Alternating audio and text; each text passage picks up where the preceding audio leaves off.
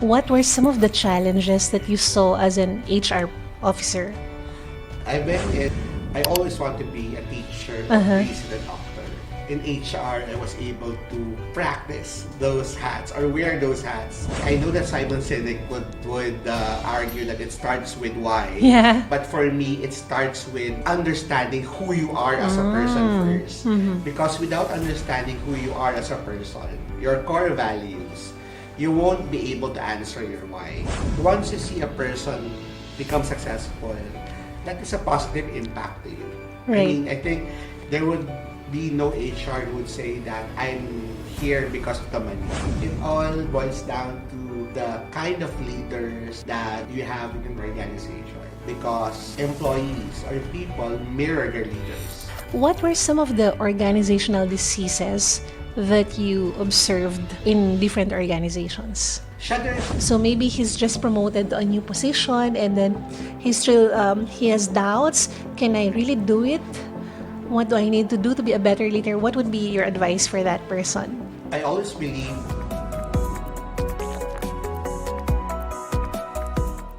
Hi, this is Sha Nacino. Welcome to the Fearless Possibilities podcast, where I interview world-class C-suite leaders to inspire the new generation of leaders.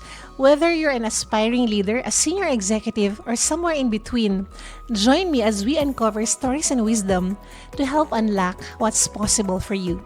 So I'd like to learn more about your leadership journey, and it's so impressive that you put up the Philippines HR group, and now it has grown to 339,000 members on Facebook. But before that, I'm very curious, what were some of the challenges that you saw as an HR officer? I've been in the human resource career for more than 2 decades now. Wow. And I think there are a lot of challenges and issues that people who works in HR would normally encounter. Those are either with regards to culture building, Yeah. with regards to how are we able to identify the right talent to be part of an organization, and then how can we ensure that we build up those talents to be successful in our organization. I always believe that the real issues in HR would be how supportive is top management in all of the initiatives that HR would be I would implement in an organization. And when I say initiatives, these are the programs, the policies, the processes, to be people-centric. Yes. So that's really how I see would be the biggest issue and challenge. Being able to get that support and buy-in of your top leaders and make them understand that the business survives, the business thrives because of people. And without HR, you won't be able to take care of your people. Right. So I remember whenever I talk to HR professionals, when they engage me to speak at their companies, they would say, "Oh, Sha, when our employees have problems, they run to us. When they have complaints, they run to us. How about us? Who do we run to when we have complaints or problems?" So have you also felt that You- as an HR? As an HR person, you wear different hats. I always want to be a teacher, a priest, and a doctor. In HR, I was able to practice those hats or wear those hats. You wear a hat of a teacher, a coach, a mentor. You wear the hat of a priest, basically as a counselor, as a guide, not on those that are religious, but more on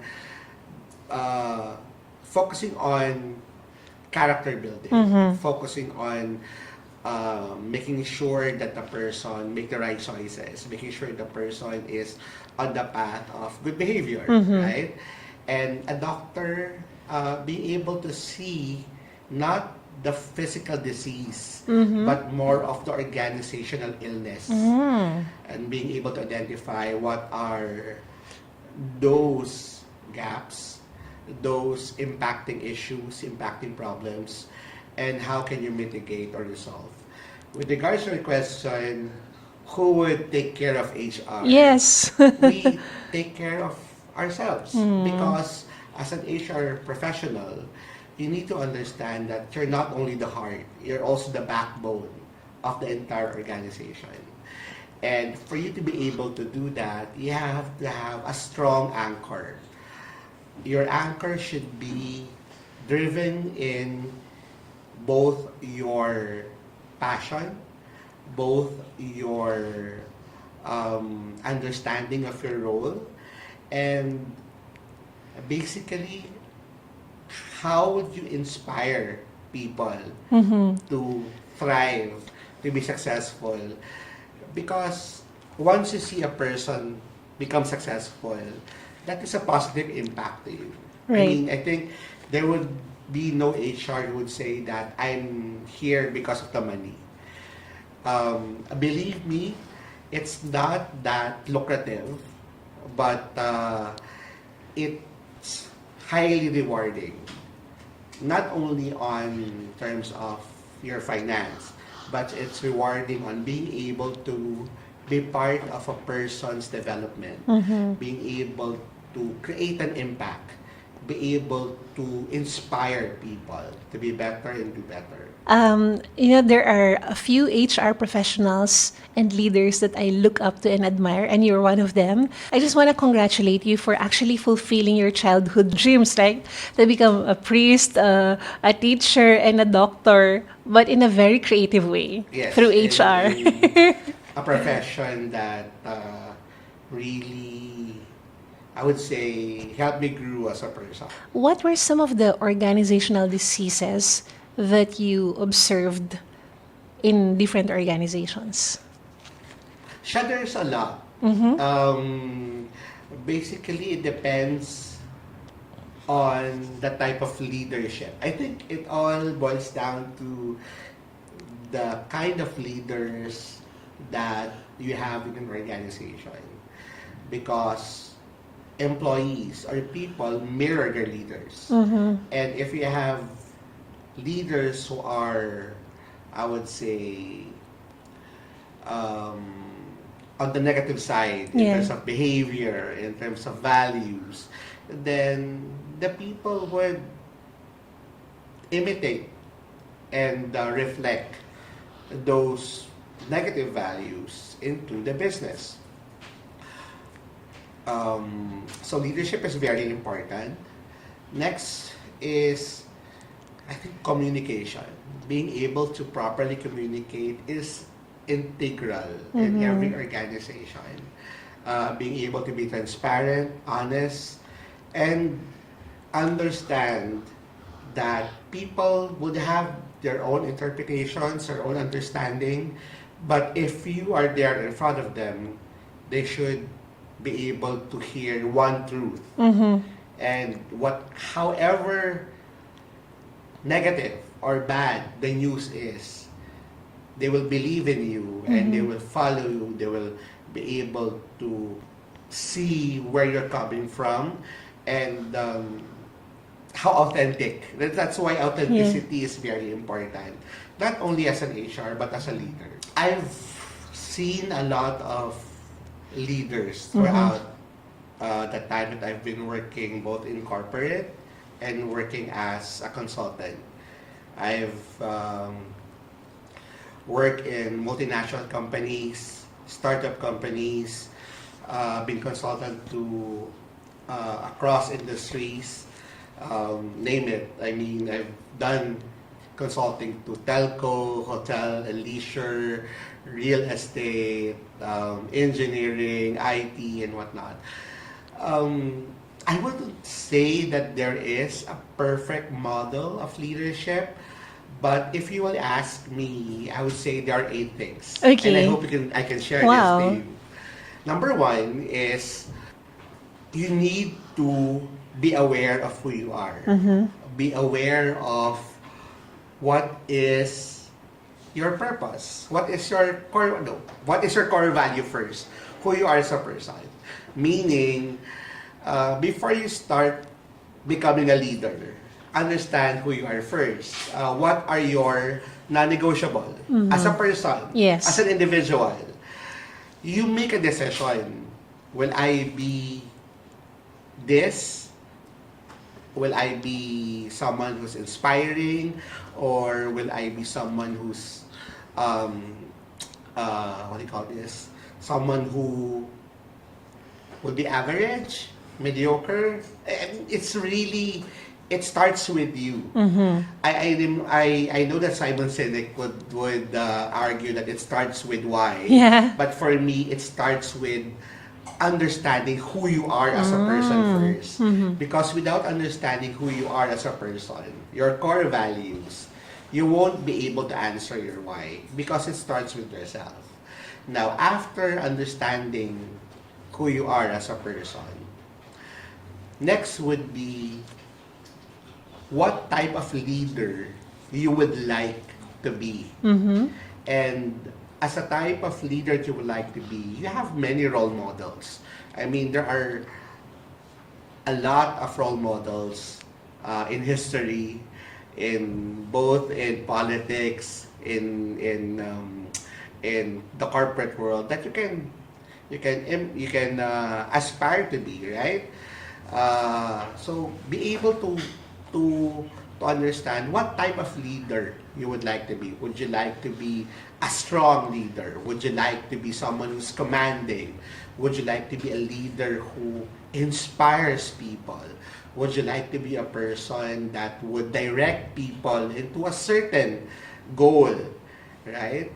Then after being able to understand what type of leader you would like to be, the next is what is your role as a leader? Because you already know yourself, you already know the type of leader you would like to be. Next is what will be your role. When you say what will be your role, it boils down to be what are the things that needs to be done by you to be able to be successful and be able to pass that success to your team. Be able to identify what are the best practices. How can I be able to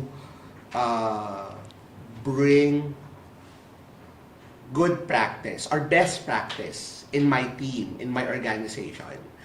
Being able to understand what are the initiatives that I should be able to implement, what are the programs that I should be able to implement, what type of team members should I choose to be part of my team, right? So once you know who you are, once you know what type of leader you want to be and what role you want, next is you need to look into building your team. And this is where building your tribe begins. Being able to identify who are the people who have the same aspirations as you have. I remember way back before I founded the Philippines HR Group. You see, we started as a online community of friends. I started with me and my former teammates. We would like to have this private chat and we exchange ideas, exchange best practices, update each other with regards to news, our own challenges in our own organization and whatnot. And then we decided to make it public. And that's where the Philippine HR Group grew from 200 to 20,000 in just a couple of months. Yeah. Because there were a lot of exchanges happening. And then when I made a decision to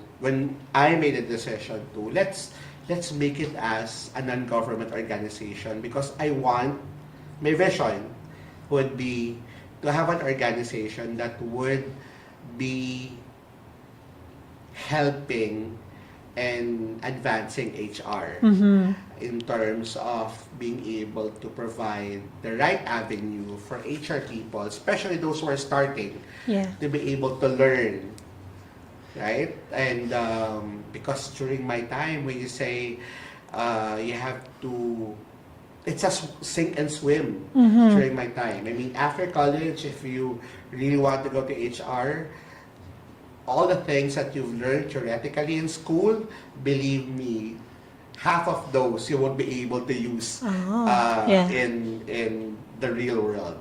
And you really have to find a mentor or make sure that you have good observation of the people in the corporate world. How do they do this? What's the right thing to do and whatnot? Or attend very pricey workshops or seminars. So my vision is to have an organization where people who are starting their career in human resource, and not only in human resource, people who are starting their career as a leader or in their journey to becoming a leader would have an avenue where best practices are exchanged, where there are opportunities to attend high value but low cost programs. And we're able to do that because people believe in us and mentors in the industry believe in what we do. So when I had that idea, so I wanted to be that kind of leader, I want to be inspirational, Yes. I need to find my team. And when I put a announcement in the Facebook group that, hey, if you guys are free this Saturday, let's meet up in Makati, let's have lunch, let's talk about how can we further help the community. And that's where 10 souls, 10 beautiful people from various industries who have the same passion as I am. And we made the decision that time that we will establish the Philippines HR Group or PhilHRG Inc. And the role is not only to be an avenue where people can learn and grow and thrive, and it's a safe space for everyone, but also we provide opportunities to make people understand what is HR and how critical is HR, and make people be able to love what HR is doing and be able to find opportunities for people to know the different facets and also grow their knowledge and skill set in HR. So finding my tribe was something that I was blessed because there are really passionate people out there. So finding your tribe means being able to find the people that are like-minded, of the same aspiration and passion as you are. I remember the saying, during cold winter, the lone wolf always dies, but the pack will always survive. So you need to find your pack. You need to find people who will support you whatever happens.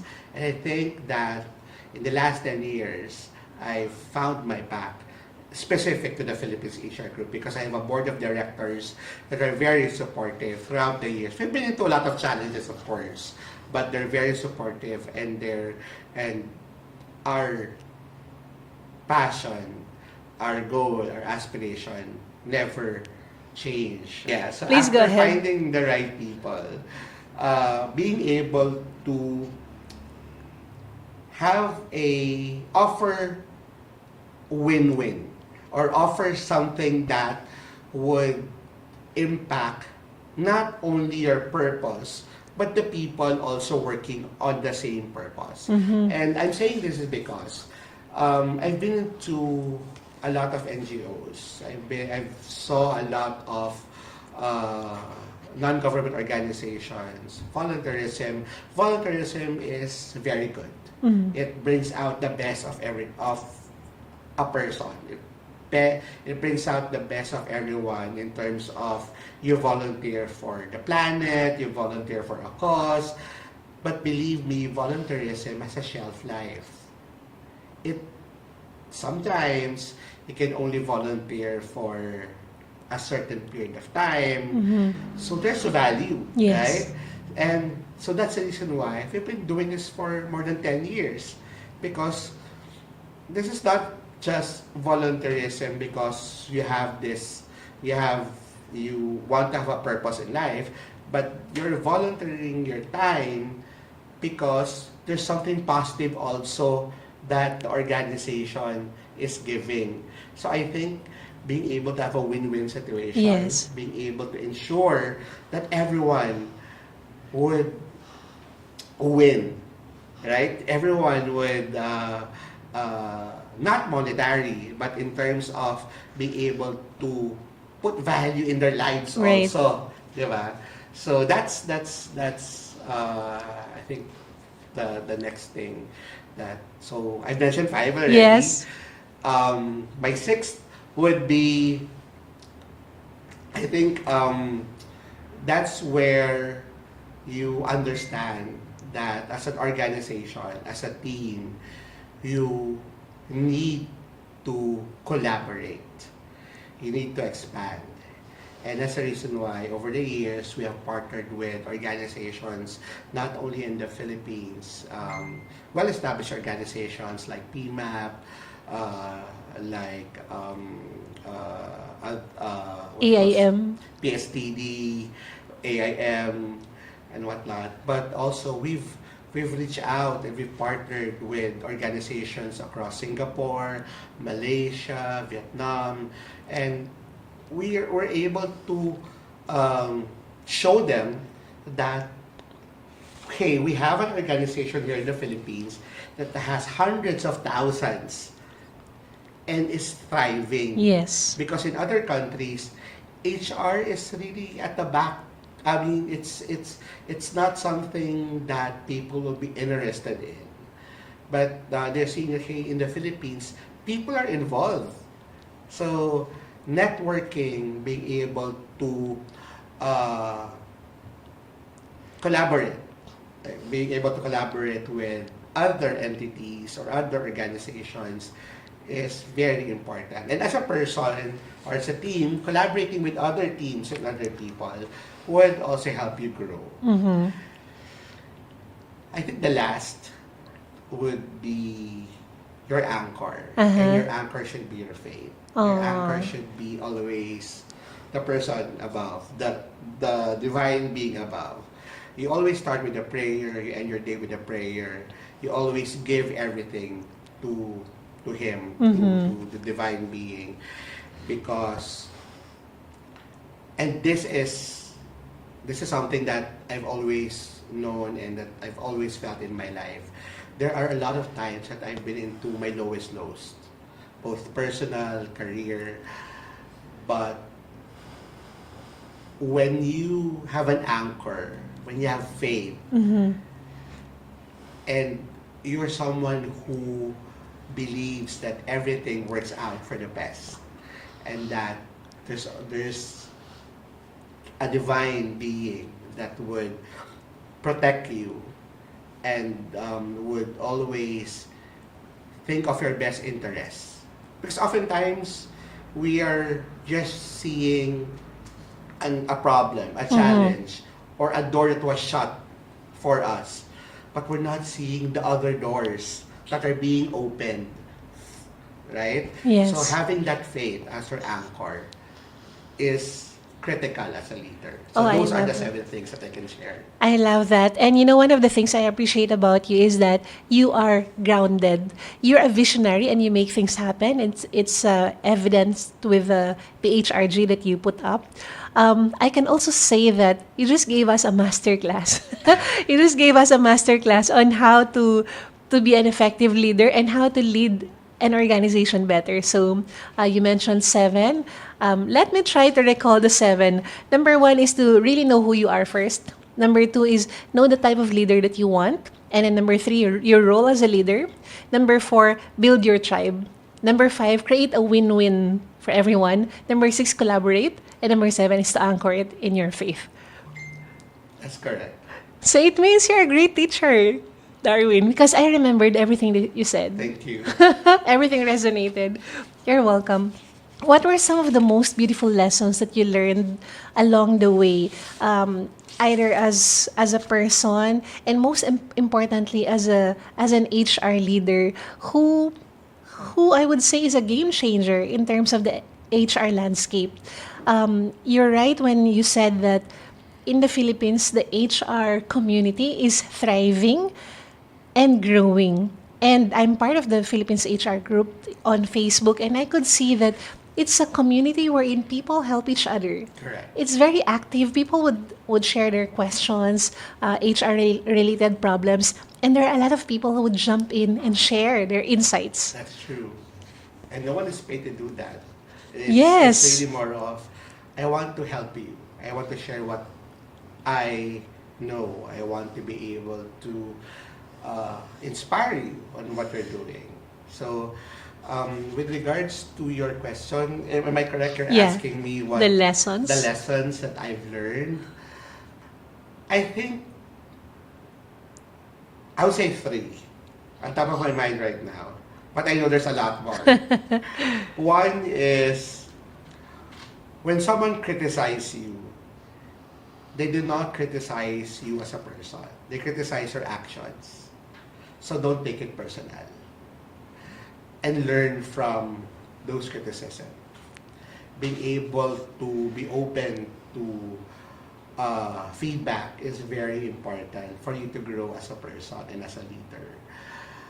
There would be people who would put you down. There will be people who would, let's say, out of jealousy, out of because they don't know you as a person, or they would just say things that they feel is right on that moment because that's how they perceive you. Yeah. But nevertheless, just learn. Just be silent and understand that it's not a personal attack against you as a person.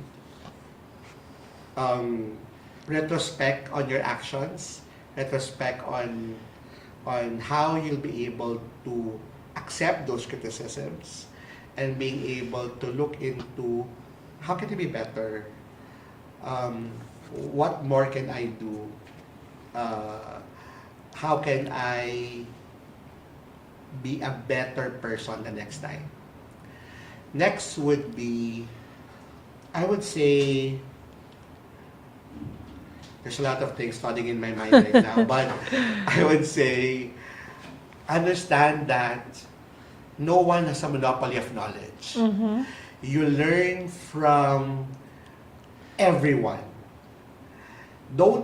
It doesn't matter if it's someone you meet at the streets or someone you meet in a large event.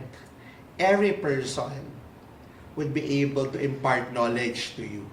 And I travel a lot. I not only in the Philippines but also whenever I'm being invited to speak also abroad. One of the things that I like doing is as you see, I'm very talkative. I talk to people that I don't know because I feel that that's where I invite their culture and understand their point of views and perspective in life. And a lot of the lessons that I've learned is because I ask. It's because I listen. And a lot of the valuable things that I've learned are not from the big arenas or the big, stages, but coming from ordinary people who have encountered such issues or problems. So no one has a monopoly of knowledge. Understand that you're able to learn and get knowledge and wisdom from every people that you meet along the way. Third would be, whatever happens, never lose respect. Respect not only to yourself, but also respect to people. If you lose respect, it means that you are at the end of losing the battle. Kasi if you lose respect with the people around you, then you tend to what? You shut down. You're not able to see outside the box, or to think outside the box, or see the better picture. Yes. So always treat people with respect. I remember my favorite quote from Maya Angelou. it's not how you talk, it's not how you make it's not how you speak, it's not the your actions, but it's how you make people feel Right. that is lasting, right? If you treat people with respect, they will treat you better. So I think those are the things. Let's talk about workplace culture. Mhm. What are the ways by which a leader could make someone in the workplace feel truly seen and valued and respected? I think that, and I've learned this lesson from, sorry, but I've learned this lesson from the last election. Okay. From Attorney Lenny Robredo, she would say that as a leader, you should always be present, no matter what, no matter how challenging it is, no matter how difficult it is, you should always be present. And I think that resonates to me. Um, you should always be present because if you're present, you're able to see those challenges. You're able to understand how to mitigate and how to help people. So being present is always something that that for me would be something that a leader should always practice. I know that some people would argue that at this age where you can do virtual meetings, at this age where uh, telecommuting is something that a lot of people would rather opt to in terms of work, as a leader should always be present. You should always make people know that you're there for them. You're with them. You cannot say that you're a leader of a tribe if you're always absent, right? Right. So I think that's one. Two is going back to what I've said earlier. Leaders should always remember that your team members mirror you. So that's the reason why my number one rule earlier is understand yourself first. What's your core values? What are the values that you have as a person? Because those values will be imbibed by your team. The things that you believe, the things that you practice, that will be imbibed by your team. They will see it, they will follow it. So I think those two. And the third, if ever, would be always be in a position where you're not comfortable on the status quo. Meaning, your mindset should always be, how can we do better? Yes. How can we make things better? How can I streamline the process? How can I better affect my employees? How can I make things easier for them? How can I make things more impacting? So, being uncomfortable in something that is you're already comfortable with is your guide to understanding that you have a lot of things to do. Yes, I love that you mentioned about status quo because I see that if you're a status quo leader and you just want to get things done, even if you do your work excellently well, but you're just doing the status quo, maybe you'll wake up the next day and your business is obsolete, Yes. right? So I like what you said about keeping on, challenging yourself for growth and seeing what else would be better for the organization. Correct. Thank you. Um, so let's say we have a listener right now, or we have someone who's tuning in right now, and this person is a new leader who's still trying to figure things out. Knowing what you know now, what would be the advice that you would give this leader? So maybe he's just promoted to a new position, and then he has doubts. Can I really do it? What do I need to do to be a better leader? What would be your advice for that person? I always believe that nothing is of chance. You're put in that position because God wants you to be in that position. Either it's a position for you to learn, is that position is for you to grow, or that position for you to affect more people. So I've already mentioned the 7 things earlier that I would Yes. like to impart to them. I hope you would remember those. But aside from that, enjoy the ride. I mean, being a leader boils down to being authentic. Mm-hmm. Be authentic. If people would know if you're not authentic. People would know if you're just being BS. People would know if you're just doing things because top management wants you to do it, or because you just have to do it because it's part of your work. Authenticity is something that a lot of leaders forget. Mm-hmm. People leaves because they feel that the leaders that they have, does not care for them. Mm-hmm. Being an authentic leader would show that you really care for your team. No matter what. I mean, it doesn't mean that uh, when you terminate someone, you no longer care for that person. Mm-hmm. To be honest, uh, one of the things that uh, I measure people when it comes to leadership is when you are able to terminate someone and that person would thank you because he learns a lot from you and he feels that you're able to offboard him with all respect and you're able to provide him with all the guidance even if he's already leaving the organization and that person becomes successful. Wow. Yeah, that's how I measure leaders. Mm-hmm. When you're able to terminate someone and that person still values you as a leader and then says that I learned a lot from you and that person thrives in another organization. I think this is the first time I heard someone put it that way. And it's so refreshing. And you're right. Because it also takes a lot of courage to terminate Correct. someone. As, mhm. Because not everyone would be, I mean, every people is like plants. We grow differently Uh-huh. based on the soil, the environment, how you're being taken care of, and not all plants are similar, right?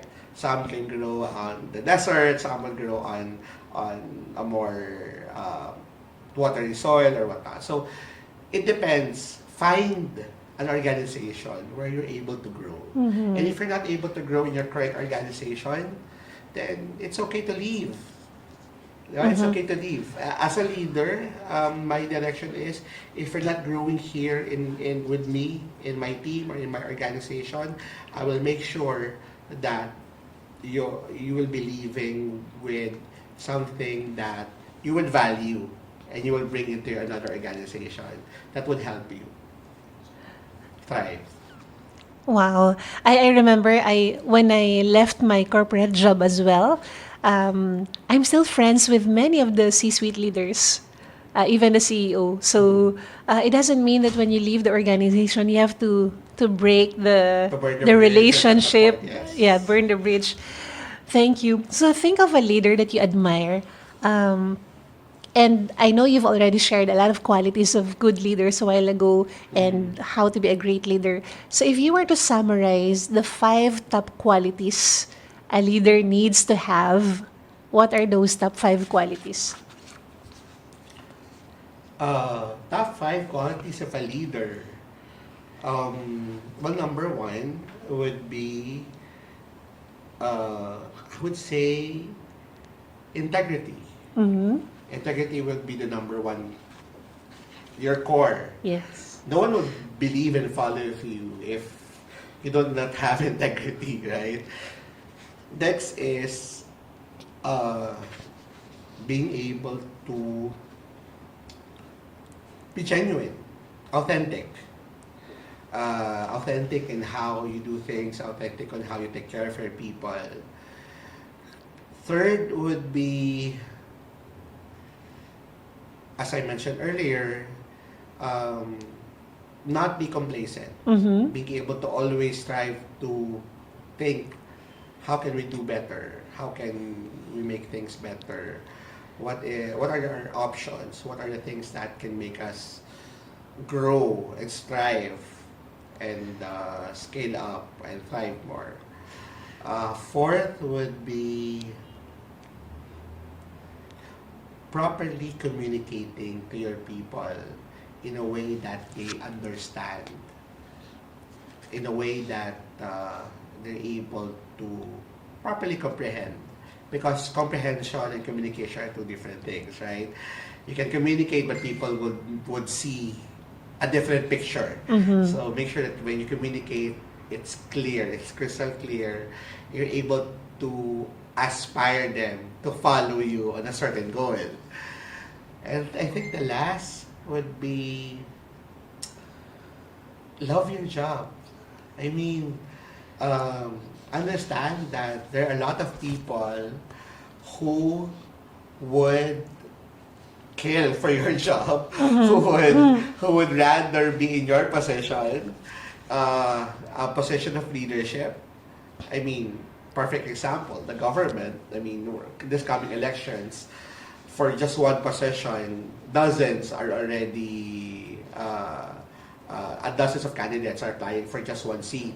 Or, I mean, what I'm trying to make on this is, a lot of people want to be leaders, but a true leader would always be selfless, and the core of leadership would always be how to serve, right?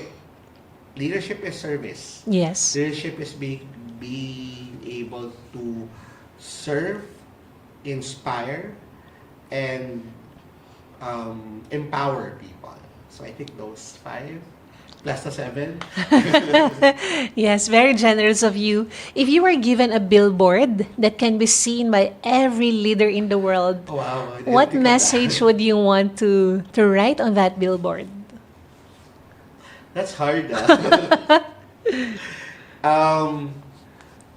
If I would be given a billboard in EDSA, I would say, and I think it would be aspire to inspire. Always aspire to inspire people to do things better, to do things good, to do things better, to do things great. So aspire to inspire. I love it. Thank you. And so imagine you're sitting down with a fellow C-suite leader, and this leader is saying, "Oh, I've reached the top of the ladder. What else is possible for me?" What would you tell that leader?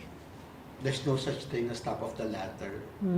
There's always an opportunity for you to pivot into different kind of work, to expand into a different business, to see how you can create more value into the community or add value into your team.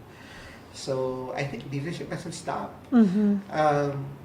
If you remember the life of our Jesus Christ, even up to the time that he was crucified, even up to the time that he was buried, and when he rose up, he still guided the apostles. And he's a leader. So for me, leadership means that it's an ongoing process.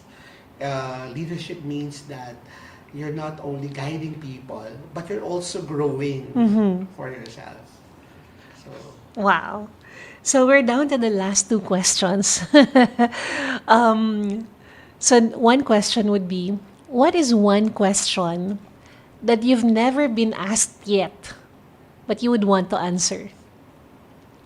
one question that was never been asked. Yes. That's difficult. I think one question that was never been asked yet is would be a question about what more, I mean, as a life coach, not as an HR, but as a life coach, what more can you do in terms of in terms of creating a positive impact? to your community, to the society, to the world itself. Because I think people see me as, dynamic. I mean, um, all over the place in terms of my engagement, speaking engagements and whatnot. But I still a lot of things that I want to do in life. Um, my book has never been. I have what 4 drafts of books that's never been completed in different topics in HR, topics in leadership, topics on personal development, and then topics about life lessons. I've started it, but never really completed it because of the kind of work that I have. So those things, what more can you do? And I think those are the things that I'd love to do. I would love to still travel to different countries and speak my mind and share things that I've learned. And more so, hear and learn from those people. Wow, I love that. And I look forward to your book as well. I'm sure it will touch so many lives the way you're doing right now with your work, with PHRG, etc. Another question is, what made you say yes to guest on the Fearless Possibilities podcast? Obviously, because you're my friend, and I believe Thank that you. what you're doing